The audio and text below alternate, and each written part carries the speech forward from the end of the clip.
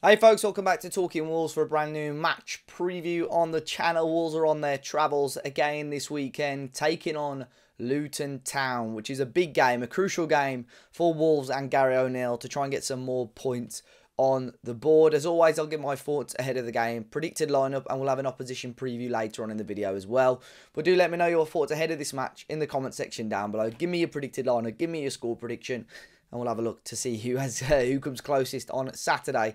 It's going to be a interesting game because, no disrespect to Luton, I think this is a match that Wolves fans will look at and, of course, be cautious about because we know this is Wolverhampton Wanderers. They're just so unpredictable at the moment. But really, Wolves should be coming out of this one with 3 points. However, away from home, Luton are obviously going to be dying to prove a point.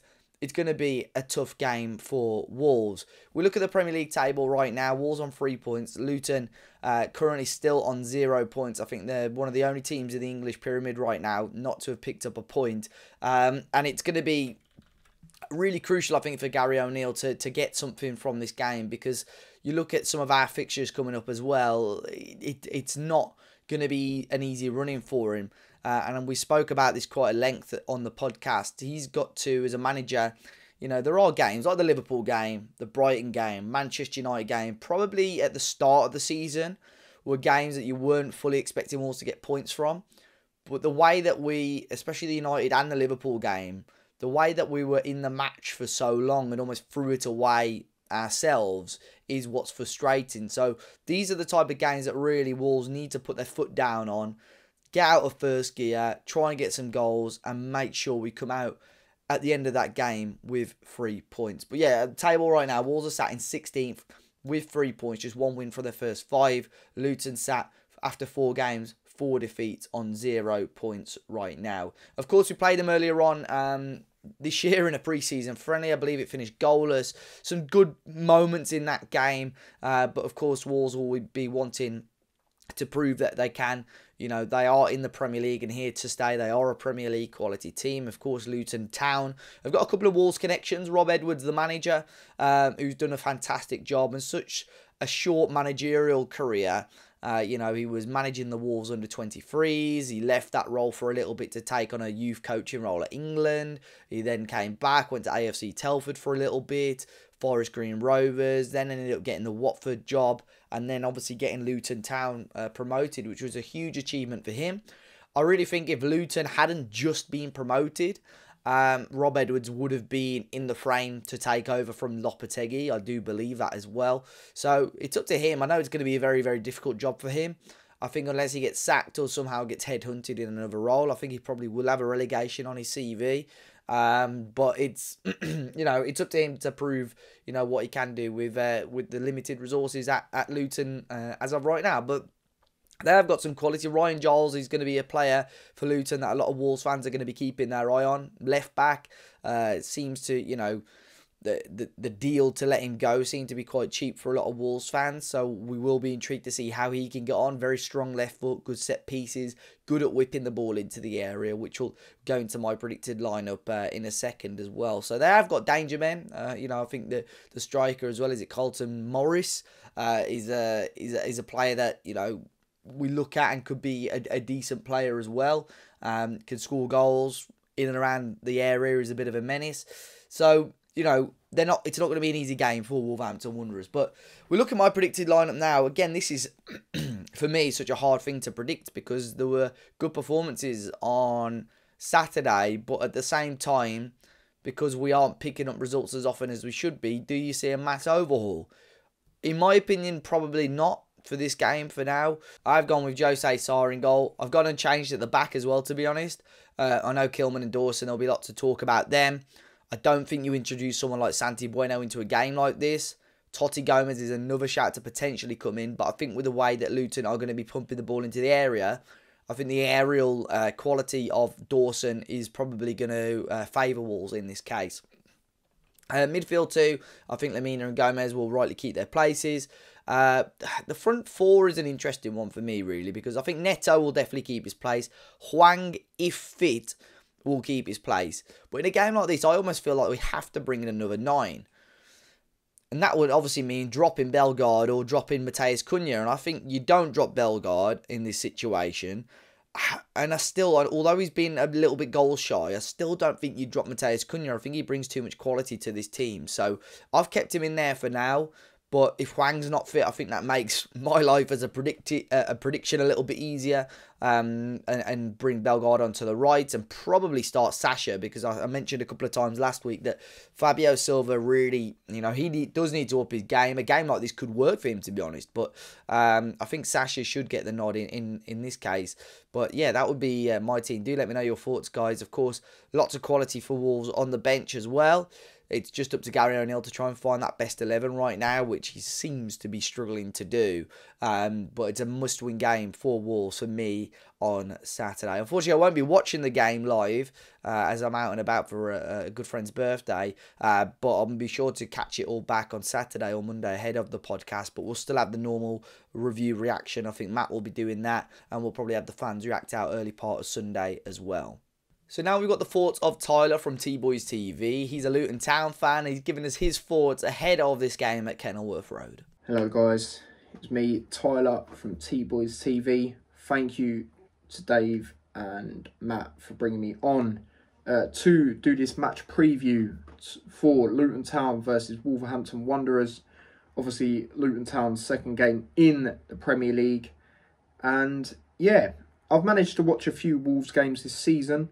The Man United game, first game of the season, I felt Wolves should have at least got a point from that and deserved at least a point. The penalty for me was a clear penalty. Bizarre how it wasn't given. And then I managed to watch the Liverpool game as well. I thought first half, brilliant from Wolves. Neto was causing problems all over the place. A player I've always rated highly. But I just feel Liverpool, they got it right in the end. In that second half, Klopp got it spot on tactically and it helped Liverpool to go on and win the game. And sometimes it's difficult, isn't it? When you play them sort of sides, just because of the quality they have. And I felt the subs he got was spot on. On was spot on and that sort of thing. Really. As for Luton, obviously we took on Brighton first game of the season. Always going to be a difficult game away. It's an interesting one for us as well. One, it being our first game in the Premier League, and two, us Luton fans, we feel we're moving in a similar direction to Brighton in the sense of the way we recruit, very similar to them, the likes of Brentford, but they're a few years ahead.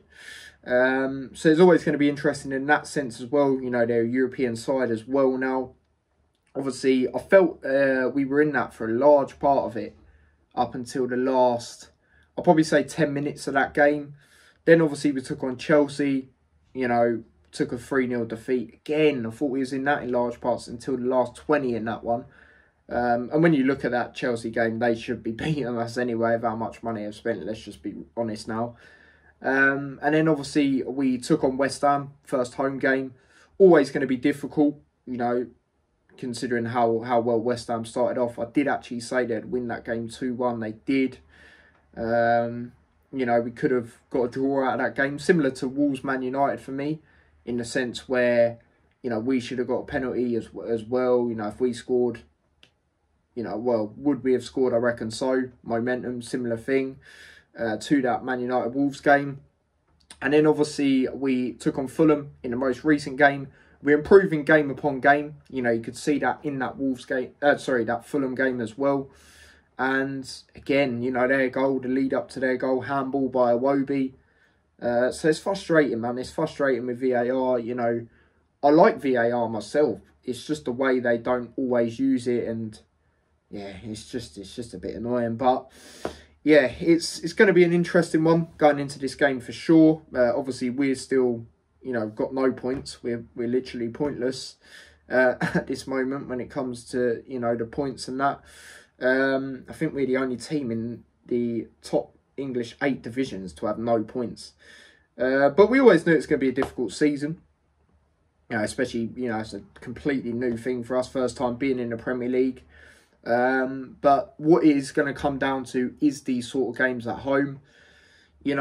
Wolves obviously got 3 points so far this season. Away win, obviously, at Everton, which, to be fair, as much as they're in the relegation battle, over the last previous years, it's still a hostile place to go to, and it can be a difficult place. And we have got them the next Saturday. So that's going to be interesting to see how that goes. But my lineup in this one, you know, I feel because we're at home, we are going to stick with the wing backs and the three at the back. You know, I feel it's right that we do. Obviously, away, we'll have to change it up like we did against Fulham just because of the quality that the sides have, and you can't play like how we want to at home away. So, in goal, I would stick with Kaminsky, even though he has done 2 out of 2 mistakes. You know, he started off very well to the season. Obviously, new signing for us. Obviously, signed him from Blackburn. And, you know, in them first 2 games, Chelsea and Brighton, he prevented it from being even more.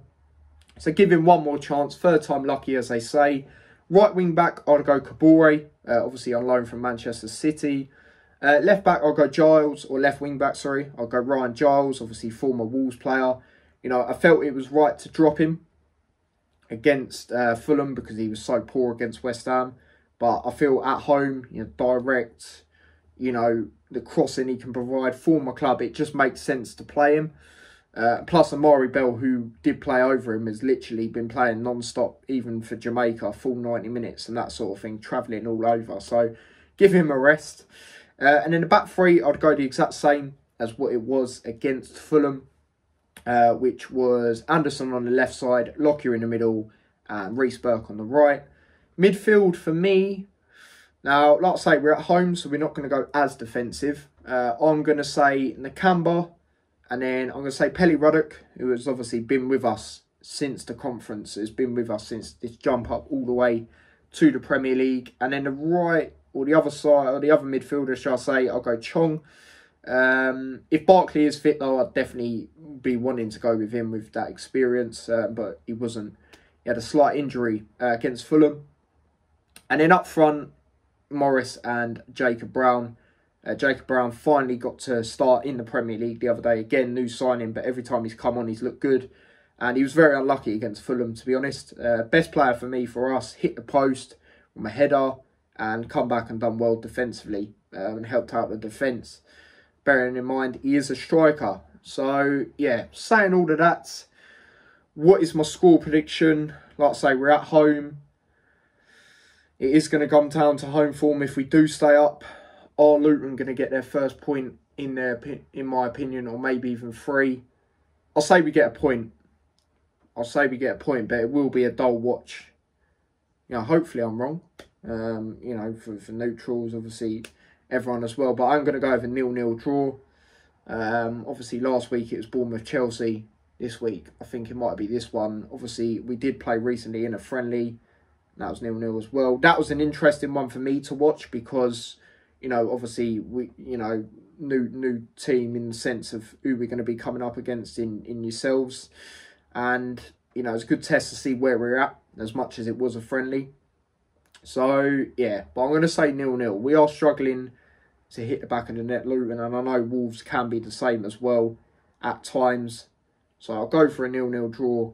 But yeah, thank you again, guys, for bringing me on. Make sure you do subscribe to Talking Wolves. If you do want to follow me across any of my stuff, TBoysTV on YouTube. And then if you go on a recent stream / video, you'll have all my links to all my other social medias. So yeah, thank you guys again.